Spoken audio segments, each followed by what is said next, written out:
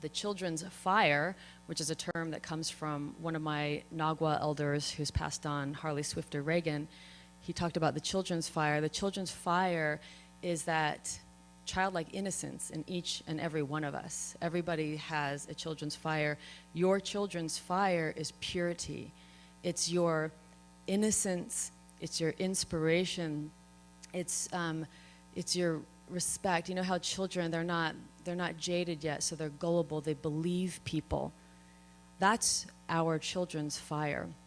And that is considered the most sacred and the most precious. That is what true warriors are sworn to protect. True warriors protect the children's fire, innocence in all things, and only if it is threatened. Respect and honor is part of the feminine, and it's all represented by QUAN yin. And so that's important when we get into the sacred warrior, which is a little toward the end. I also want to talk about Mother Mary, because Mother Mary is a personification also of the cosmic feminine, the divine feminine, that is very close to a lot of people's philosophy and spirituality. Mother Mary is called the Queen of Heaven, the Mother of Christ, and the Mother of God in the flesh, because Christ was God in the flesh. So in some ways, she's like the Mother of God. So she's incredibly high up there, you know, in the pantheon. I had a visitation from Mother Mary. He says, yeah, he's voting for Mother Mary. So I had a visitation from Mother Mary in a ceremony, and it was when somebody was really, really in need of healing, and nobody could figure out how to deal with this person at all. And I went into a room alone with this person, and I just was praying for help, praying for assistance, praying for help. And it was a pretty dicey, chaotic situation. And then out of that prayer came this amazing, it was like a cone, a column of peace and love and protection, and everything just went quiet and calm and peaceful. And it was Mother Mary. It was like she had this amazing, huge blue gown on, and she transformed everything. And to this day, this person that this happened with, I didn't say anything, and he said, Mother Mary's here. I said, yeah. And to this day, he remembers this. It was really touching. So Mother Mary is also part of the cosmic feminine.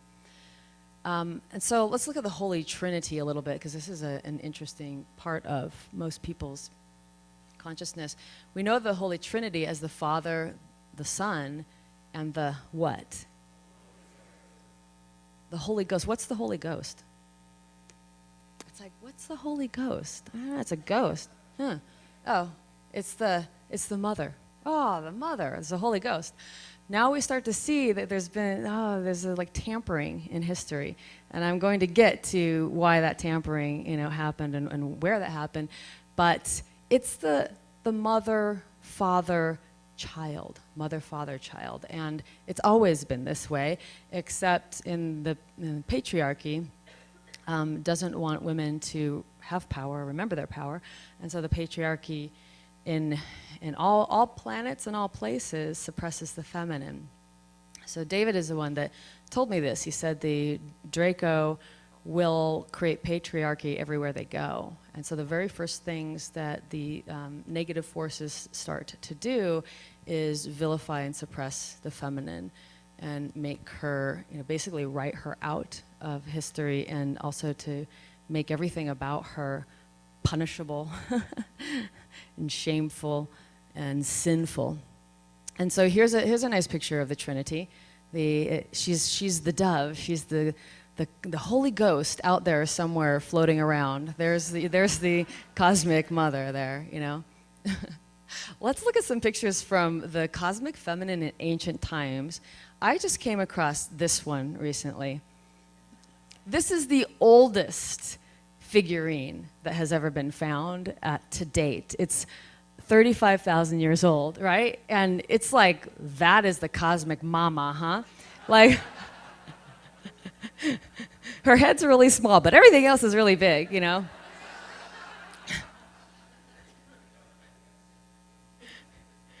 along the same lines, we have the Venus of Willendorf, which was really the oldest known figurine up until the what one was that? That is the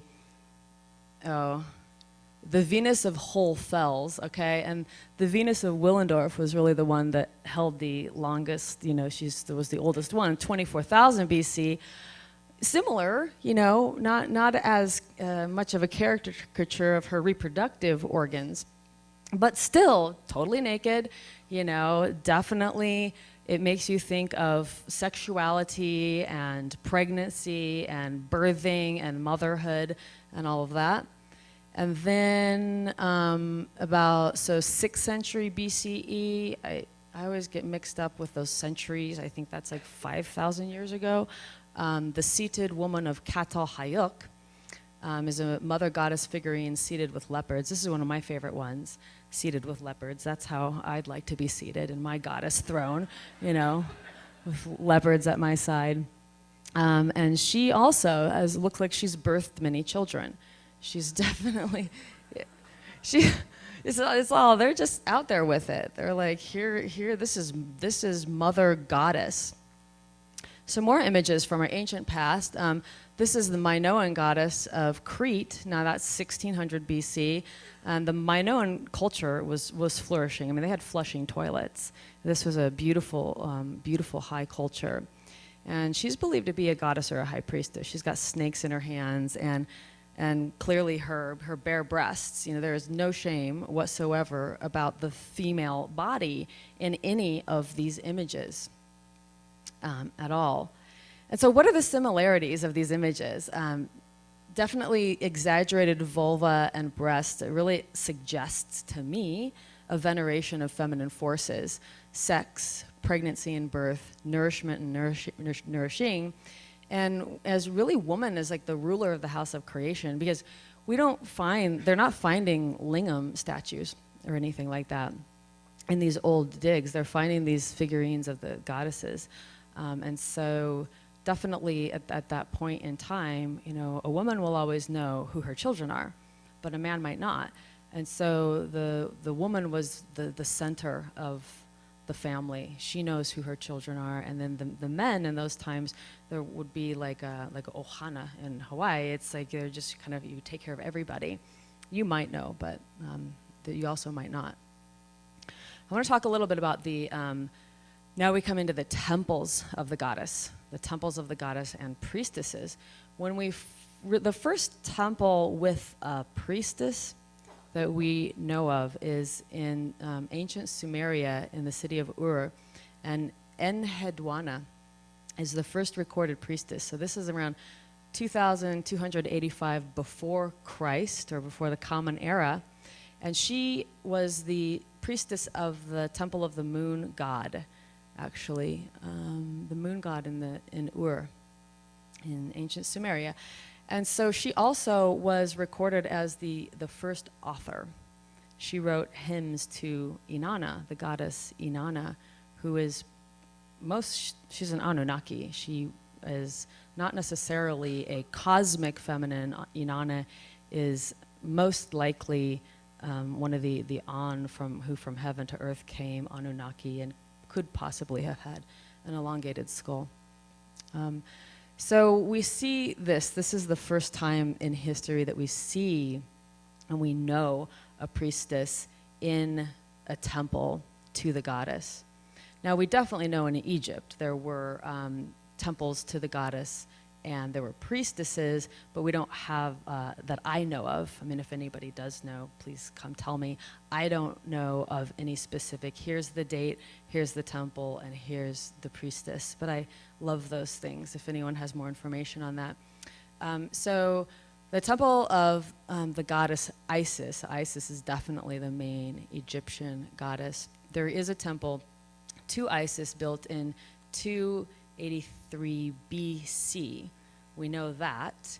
And in 1906, it was submerged by the Aswan Dam, which I think is really sad, that they would even dare to submerge an amazing ancient old temple and without either moving it first or you know, it's just really just a symbol of our, you know, how we don't care, you know, how we've just tossed the sacred to the side, and also the sacred feminine.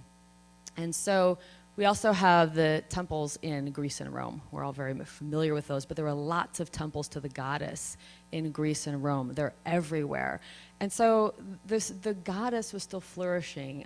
Men and women honored the goddess. There were temples to the goddesses. There were temples to the gods. That was a good time for the archetypes there. So we have the Pantheon, Temple of Nike, Temple of Juno. Those are all different goddess temples. Okay, I'm going to blow through the dark times here, okay? Just because it's nice to know. I always say it's nice to know about the darkness, but not to dwell on it, you know? So it's nice to remember, like, where we came from so that we can appreciate where we are. Because right now, women have a window of opportunity like no other time in history to be and do whatever you desire. The good works of your heart, your soul work, your kuleana, exactly. Like, what do you want to do? Who do you want to be? You can be. You can. There's nothing in your way except whatever you might put in your way, actually.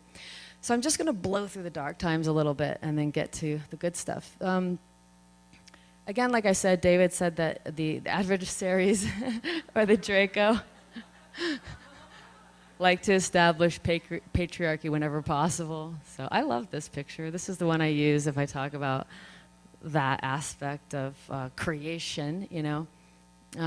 So other people talk about this stuff a lot more than me. I don't really talk about it that much, but there is clearly a dark force on the planet that we all need to be aware of so that we don't step too much in the doo-doo of it, even though it's almost impossible not to, because they've genetically engineered our food. This is my collage of horror, everybody, all right? The collage of horror, genetically engineered food, cities that you can't even breathe in. The air is so toxic, you can actually get hepatitis from breathing the air in Mexico City. That was 10 years ago. So water is just completely polluted with plastic. You know, whales found dead with plastic all inside of them because they're eating plastic in the oceans. Child trafficking, the desecration of the children's fire. The desecration of the children's fire on purpose with not a care about what that does. Same thing with our animals. The desecration of the innocence of the animals on this planet. None of this needs to be happening. None of this, you know, in my view, you know, should be happening. And this is the problem that we have, the problem of TikTok reality, the problem of the Kali Yuga, which is a time when the dark forces are at their peak. The Kali Yuga is the dark forces are at their peak. It's also been prophesized. It's in all of the ancient literature. They all know it's coming. Here we are. We're a part of it. We raised our hand. We said, I want to go. I want to go. You know, I want to help. I want to help that earth. It's the part of the hero's journey. If you're in this room, you probably chose to come here now at this time because you are a sacred warrior. You are a rainbow warrior who chose to come to help this earth. I don't think you'd be in Sedona at a cosmic awakening conference if you weren't. So we see some vilification of the feminine starting to come on now. And one of the ways you begin to see it is the Gnostics, you see a little hint of it there because, oh, SOPHIA, she's the goddess of wisdom and everything. She's like the divine personification of, like, she's a part of the mind of God, right? It sounds really nice. She's the syzygy of the divine aeon, Jesus, the bride of Christ. Oh, and she's also like Lucifer. By the way, SOPHIA is seen as a defiant and fallen being. In some narratives, likewise, the font of all evil and even the manipulator of mankind for her own mercurial desires.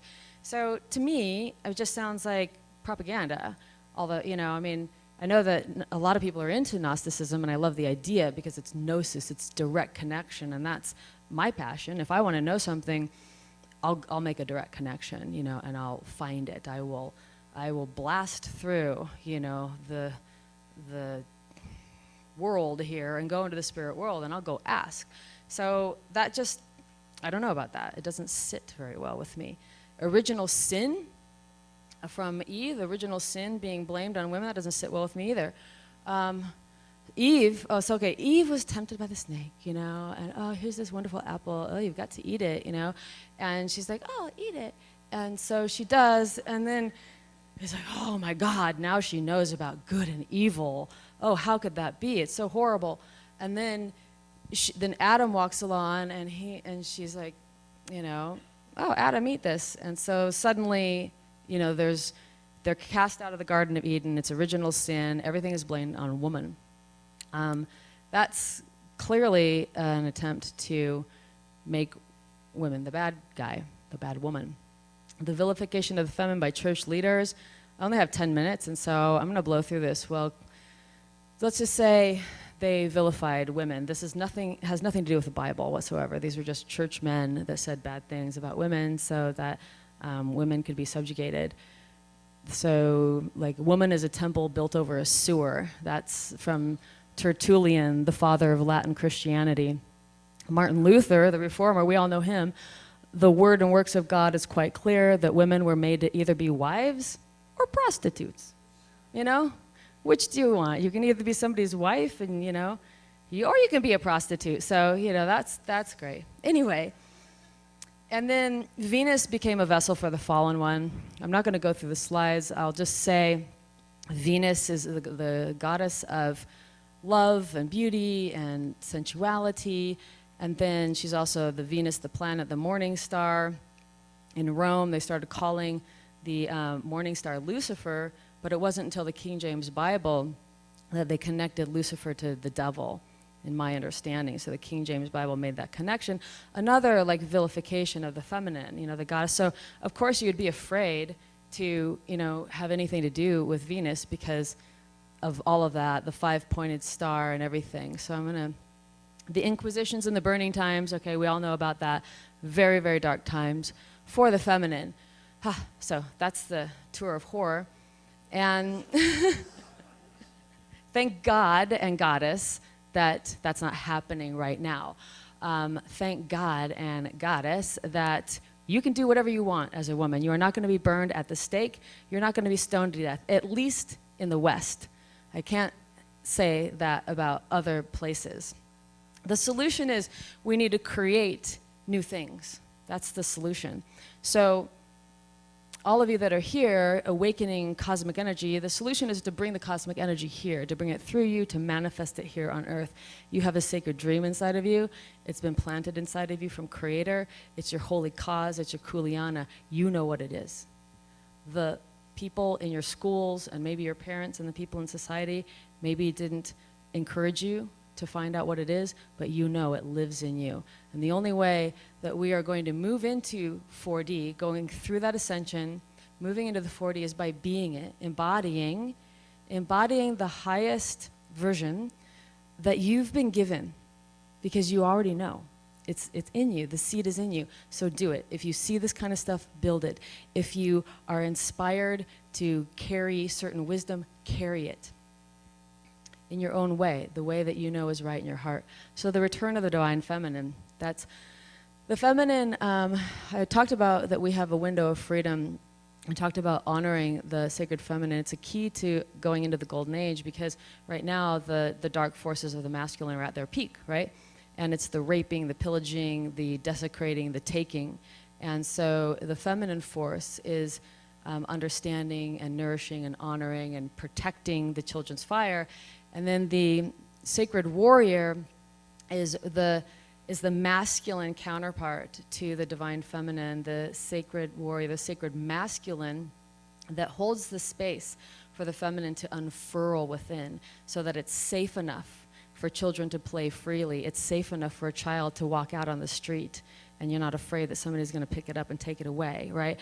What creates the protection, the area of protection for that? And that's the sacred masculine in each one of us. But men clearly are aligned with that, deeply programmed for that. Return of the divine feminine, return of the priestesses and mystery schools. This is me with some of my priestesses graduating here in Sedona. And so we're seeing the return of We can return the temples, we can return the priestesses, we can return the mystery schools now. It's safe now to do so, and so it's time to do so. My husband also has his mystery school. He just started his mystery school, and some of you might be in it. Anyone here in it? Yay, oh right, wow, a lot of you, that's awesome. You're gonna get a real treat. So yeah, him too. Valkyrie is what I call my Priestess Path Mystery School. We're going to talk about the sacred masculine a little bit. And I know I have 5 more minutes, but I didn't start until 4:36. And so, wondering if I can actually get 6 more minutes on top of that 5. As well, I ran 5 martial arts schools, so that does something to you, you know. Anyway, they say know the masculine but stick to the feminine. The sacred masculine is essential in the return of harmony on the planet and the divine feminine. The sacred masculine. Warrior codes, this is something I teach in my Priestess Path Valkyrie, which is what I call the Priestess Path. It's like a Valkyrie ship. I teach warrior codes because I got warrior codes from the masters and grand masters that I trained with, and they're really important, so I teach them. One of the main things is that, I love this quote from Edmund Burke, the only thing necessary for the triumph of evil is for good men and women to do nothing. That's all you have to do is nothing, and evil will flourish. It's like weeds. All you have to do is nothing, and the weeds will grow in your garden. A real warrior protects the feminine, and I already went through what the feminine was: the earth, the elements, the animals, women and children, the sacred feminine, because not all feminine is sacred. Of course, there's psychotic feminine, and there's bitchy feminine, and there's jealous feminine, right? You know. So when I talk about sacred feminine, it's really embodying the higher aspects of the feminine.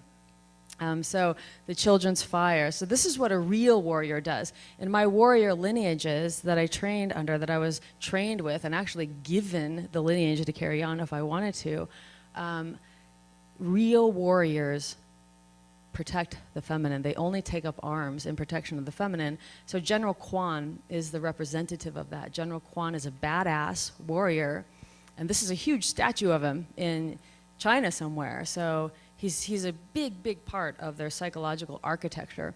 And General QUAN stands in protection of Kuan Yin. Kuan Yin. So he's there to protect the feminine. Aikido is another way of it's a martial art, but it's a feminine art. And so when an opponent comes forward, move in and greet him. If he wants to pull back, send him on his way. Morihei Ueshiba, so he's the founder of Aikido, very highly evolved man. Aikido has many beautiful poems and principles of the sacred warrior. When the earth is ravaged and sick, and the animals are dying, a new tribe of people shall come unto the earth from many colors, classes, creeds, who by their actions shall make the earth green again. Who by their actions shall make the earth green again. That's you guys. They will be known as the Rainbow Warriors. So you are the ones, the wanderers. The Law of One talks about the wanderers, and the wanderers are here to assist in the transition from 3D to 4D. So there's about 300 million of them now, according to the Law of One. So cosmic feminine ascension practices, quickly will leave you with some things that have really helped me. Qigong. Of course, we all have to work on loving thoughts and deeds, because that is our earning. That's how we earn. We actually earn our light that way. The more we have alchemized that power, and actually through the practices of Qigong, a movement art where you're connecting in to literally the light of the earth, the light of the stars, the light of the one, you're filling your spirit with light. So that's another way. Sacred warrior practices service to others and helping the planet, become a voice for the sacred somehow in your own way. Serve others, serve the planet somehow in your own way that lights you up inside, because that's going to be the right way. It's a responsibility, and it lights you up inside. at the same time. And go through sacred initiations as you feel called, sweat lodges, trainings with teachers that inspire you. So I actually kind of have 6 minutes. I can cut into his a little bit. I have 6 minutes until a full hour, and I thought about sharing the angel songs with you guys, since this is a very cosmic group who might like them. So I saved a few minutes to do that. The angel songs. The angel songs were given to me after doing many, many journeys into the spirit world and helping many people. And they actually came when a soul was ready to be connected to the angels. And so they were for restoration and reclamation of the soul and realignment. I've sang them at many wakes of my family members. Some of my family members asked me before they died to sing the angel songs at their funerals, and I have, in order to, it's that bridge of light from the angelic realm here. And so I want to do that with you a little bit. Probably, I'm not sure about the acoustics in this place or this microphone. So, what's that? I don't reverb. They're very loud at some points. What I'll do is I'll do the lullaby here, like this, and then I'll do the very pure tones. Are all of you okay with having very pure tones sent through your body? Okay. Because the last time I did this, one guy came up to me and he said to me, you know, I didn't give you permission to clear stuff out of me, but you melted something really deep in my being. So thank you. So now I ask for permission. All right. So I'm going to do a little lullaby for you. I invite you to close your eyes. Take a deep breath. Close your eyes and let go. And just open. Open up your palms. Put your feet on the ground. And just open to the light from the angelic realms. So I'll sing a little lullaby to all of you first.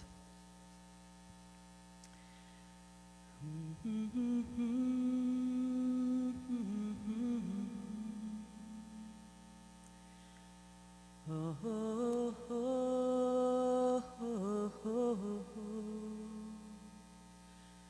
Ah, ah, ah, ah, ah. Oh, oh, oh, oh, oh, oh, oh, oh. Ah, ah, ah, ah.